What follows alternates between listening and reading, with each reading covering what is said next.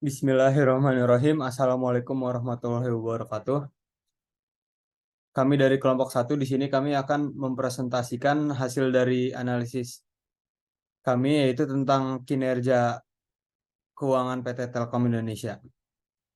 Sebelumnya izinkan saya memperkenalkan anggota kelompok kami yaitu pertama ada Nadif Rabani, yang kedua ada Yolanda Andriani, yang ketiga Francisca Triana Ningrum, dan yang terakhir saya sendiri Vestalian Pastin. Baik, yang pertama di sini ada profil PT Telkom Indonesia. PT Telkom Indonesia adalah BUMN yang bergerak di bidang jasa layanan teknologi informasi dan komunikasi dan jaringan telekomunikasi di Indonesia. Mereka memiliki visi misi. Visi mereka yaitu menjadi digital techno pilihan utama untuk memajukan masyarakat. Misinya yaitu yang pertama, mempercepat pembangunan infrastruktur dan platform digital cerdas yang berkelanjutan, ekonomis, dan dapat diakses oleh seluruh masyarakat. Yang kedua, mengembangkan talenta digital unggulan yang membantu mendorong kemampuan digital dan tingkat adopsi digital bangsa. Dan yang terakhir, yaitu mengorkestrasi ekosistem digital untuk memberikan pengalaman digital pelanggan terbaik. Baik, selanjutnya di sini ada risiko bisnis. Resiko bisnis yang mungkin bakal terjadi pada perusahaan PT Telkom Indonesia. Yang pertama ada persaingan pasar, yang kedua ada regulasi dan kebijakan pemerintah, yang ketiga ada teknologi dan inovasi, yang keempat perubahan perilaku konsumen, dan yang terakhir resiko keamanan cyber. Selanjutnya ada resiko finansial. Yang pertama fluktuasi mata uang, yang kedua resiko suku bunga, yang ketiga resiko likuiditas, yang keempat resiko kredit, dan yang kelima resiko investasi. Selanjutnya yaitu kinerja PT Telkom Indonesia. Berikut adalah diagram pendapatan dan laba bersih PT Telkom Indonesia 5 tahun terakhir. Menurut data, laba bersih perusahaan telekomunikasi terbesar di Indonesia ini mengalami pertumbuhan sebesar 5% menjadi 6,42 triliun dibandingkan dengan periode yang sama tahun sebelumnya, yaitu tahun 2022 sebesar 6,12 triliun. Sehingga laba per saham TLKM juga mengalami kenaikan sebesar 5% menjadi 64,85 per saham dari sebelumnya, yaitu 61,76 per saham.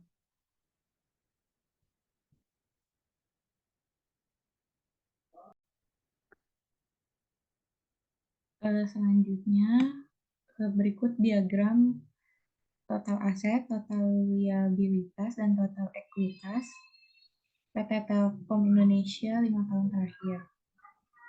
Pada total aset sepanjang 3 bulan pertama tahun ini, TLKM mencatat penurunan tipis 0,35% menjadi 278,47 triliun dari sebelumnya, yaitu 279,45 triliun.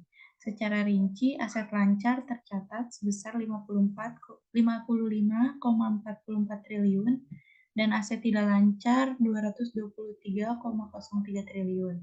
Dalam waktu 5 tahun terakhir, total aset kuartal 1 tahun 2023 tersebut masih lebih tinggi dibandingkan dengan periode kuartal 1 2019 sampai kuartal 1 tahun 2021. Sementara itu, total liabilitas perseroan mampu ditekan 4,19% dari 126,12 triliun menjadi 120,83 triliun. Jumlah ini terdiri dari liabilitas jangka pendek sebesar 65,34 triliun dan liabilitas jangka panjang sebesar 55,49 triliun. Akan tetapi, selama 5 tahun terakhir, jumlah yang ditanggung perseroan masih lebih tinggi dari periode kuartal 1 tahun 2019 dan kuartal 1 tahun 2020. Adapun ekuitas TLKM tercatat sebesar 135,61 triliun sepanjang Maret 2023. Nilai tersebut meningkat 6,12% dibandingkan dengan periode yang sama tahun sebelumnya sebesar 127,79 triliun. Nilai modal yang dimiliki TLKM periode Maret 2023 tersebut merupakan yang tertinggi sejak 5 tahun terakhir sejak 2019.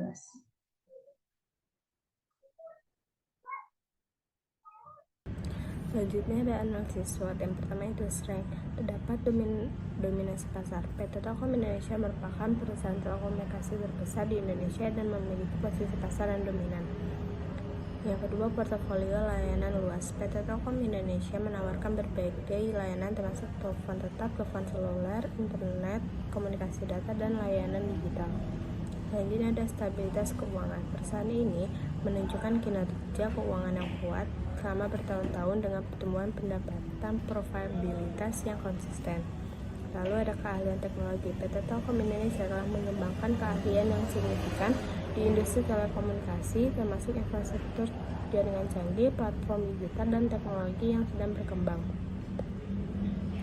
Selanjutnya ada weakness, keterbatasan kehadiran internasional. Meskipun PT Telkom Indonesia memiliki kehadiran domestik yang kuat, operasional internasionalnya relatif terbatas. Selanjutnya ada tantangan regulasi. Industri telekomunikasi di Indonesia tunduk pada regulasi dan kebijakan pemerintah, yang kadang-kadang dapat menjadi tantangan bagi PT Telkom Indonesia. Lalu ada layanan pelanggan. Beberapa pelanggan telah menyampaikan kekhawatiran tentang kualitas layanan pelanggan yang diberikan oleh PT Telkom Indonesia. Lalu ada opportunities, pertumbuhan pasar telekomunikasi. Indonesia memiliki populasi yang besar dan terus berkembang dengan peminatan yang semakin kuat meningkat terhadap layanan telekomunikasi. Lalu ada transformasi digital. Gelombang transformasi digital menawarkan banyak peluang bagi PT Telkom Indonesia dengan berinvestasi dalam layanan digital, komputasi awan, IoT, dan teknologi baru lainnya. Lalu ada pengembangan infrastruktur. Pemerintah Indonesia telah menginvestasikan dalam pengembangan infrastruktur termasuk telekomunikasi.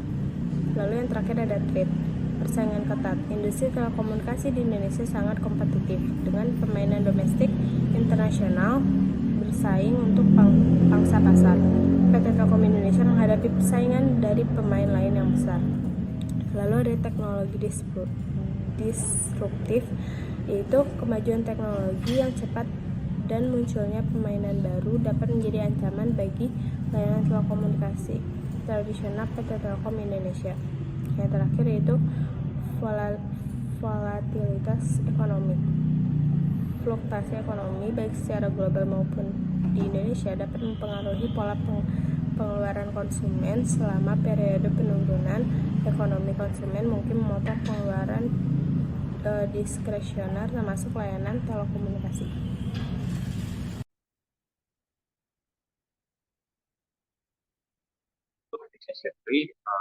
Kami memilih variabel investasi karena menurut Direktur Keuangan dan Manajemen Risiko PT Telkom Indonesia, Bapak Heri Subradi mengungkapkan bahwa Telkom siap mengalokasikan sekitar 25% dari total pendapatannya untuk pengembangan bisnis pada tahun 2023. Pengembangan bisnis ini meliputi beberapa inisiatif penting seperti transformasi fixed mobile convergence. Lalu Telkom juga berencana membangun pusat data sebagai bagian dari pengembangan ini. Selain itu, mereka akan membentuk Infraco. Selain transformasi FMC, pembentukan Infraco, dan pembangunan data center, mereka juga berencana untuk melakukan investasi pada perusahaan-perusahaan digital. Investasi ini akan dilakukan secara selektif dengan mempertimbangkan sinergi antara perusahaan digital tersebut dan Telkom, terutama dalam hal basis pelanggan. Telkom juga telah mencatat keuntungan yang belum direalisasi dari investasinya di perusahaan teknologi PT Gotoh atau Gojek Tokopedia sebesar 427 miliar per 31 Maret 2023.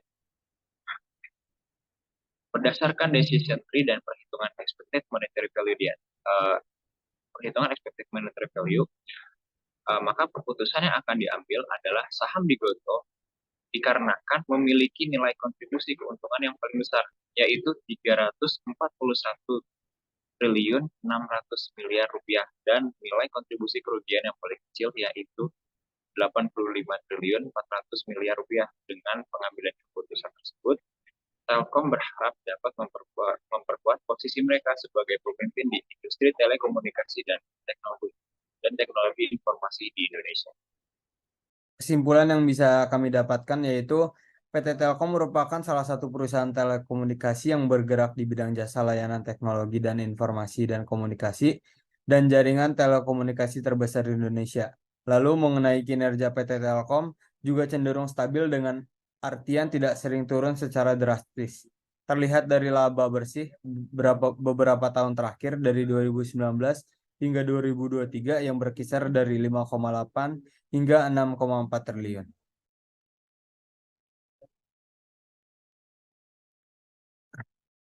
Pada tahun kuartal 1 2023 mengalami kenaikan sebesar 5% menjadi 6,42 triliun dari 6,12 triliun pada kuartal 1 2022. Lalu pada kuartal 1 2023 mengalami penurunan total aset sebesar 0,35% dari 279,45 triliun menjadi 278,47 triliun.